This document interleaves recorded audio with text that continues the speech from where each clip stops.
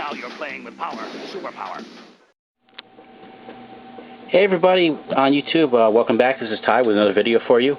I'm pulling some old stuff out that I did years ago and sharing it with you because a lot of the stuff I put on my blog, but you know, no one ever really went there, so I have a lot more traffic to YouTube, so I thought I'd share these things with you. And one of them being this, which is my PSP 1000 that's modified to have a Super Nintendo D-pad.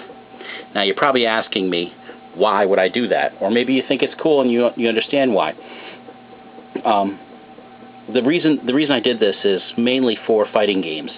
The D-pad on the PSP is just so horrible. It's just awful. It's the worst D-pad I've ever used on any game system ever. I mean, it's worse than anyone. I can't think of anything worse than the D-pad on the PSP 1000. And it's impossible to press a diagonal unless you've got like thumbs made out of steel. I don't know what it is. I mean, you really have to try to press a diagonal direction. And it makes fighting games like impossible to play. So what I did here is I have it's a standard PSP 1000, and I have a smoothest silk cover here. It's a case, whatever you want to call it.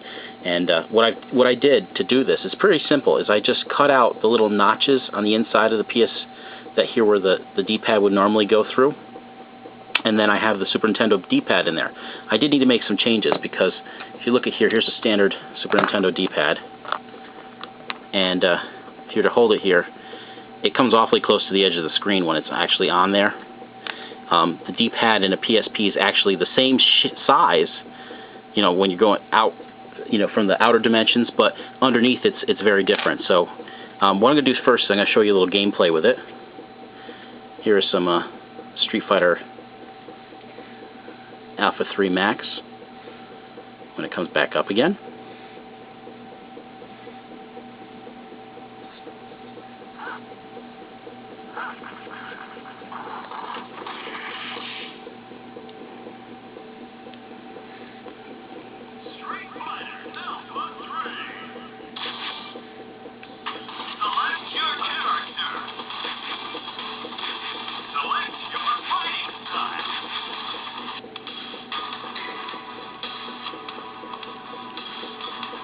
Now, I don't know if you ever played any fighting games on the PSP, but they're just horrible.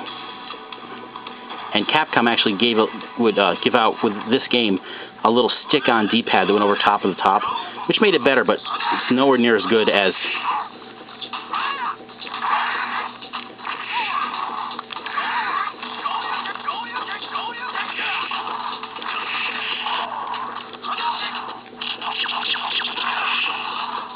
I'm trying to show you just repeated moves, but maybe it's better to just play normal.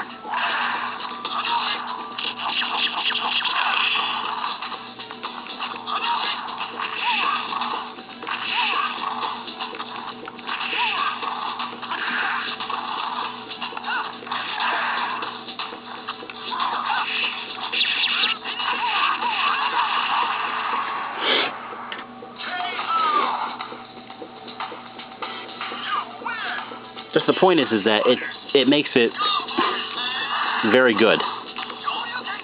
Not as good as like a Saturn D-pad, but much better. And this benefit goes to a lot of other games too, not just fighting games. Mega Man Powered Up is awesome on with this D-pad. I can't imagine playing with a standard D-pad.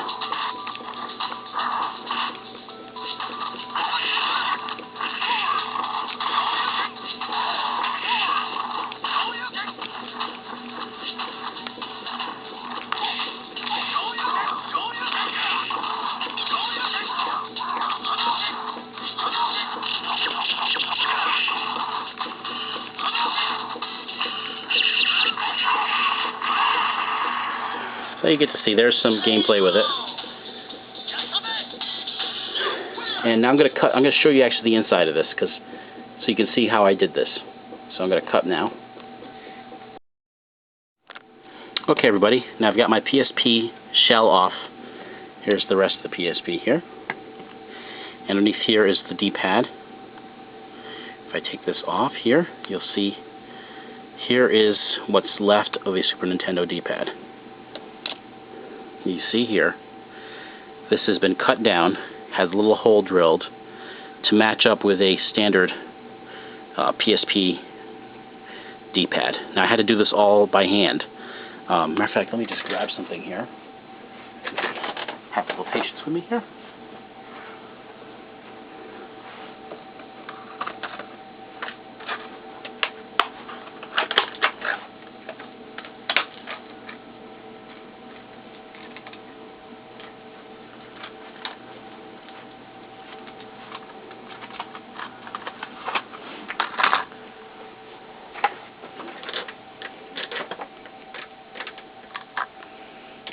Okay, so here is a PSP D-pad, and you'll see here it's got the little hole there, and it's very thin in the bottom, and that's what I've got going on here. I've cut the Super Nintendo D-pad down. I even had to cut this notch right here so it matches up with a PSP D-pad. And you're probably wondering what all this stuff on the bottom is. That's actually Scotch tape on the bottom, because I had to shave the bottom till it was the same thickness as a PSP one, and after I was done I found that I had shaved maybe a little bit too much off, which is fine. We're only talking a tiny bit, and so then I applied some tape to the bottom to get it to match. And you'll see here, here's what a Super Nintendo D-pad looks like when you start, and that's what ended up looking like in the end, so I could use it in a PlayStation.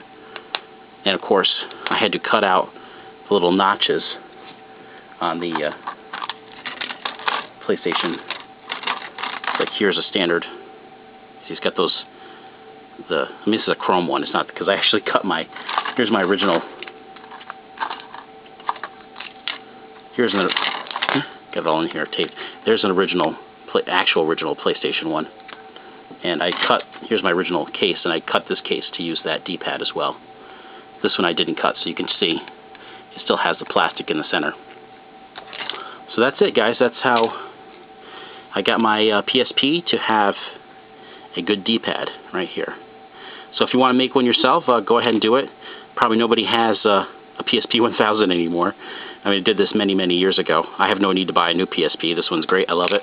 Works well. So that's it. And now I'm going to put my PSP back together again. Thanks for watching, everybody.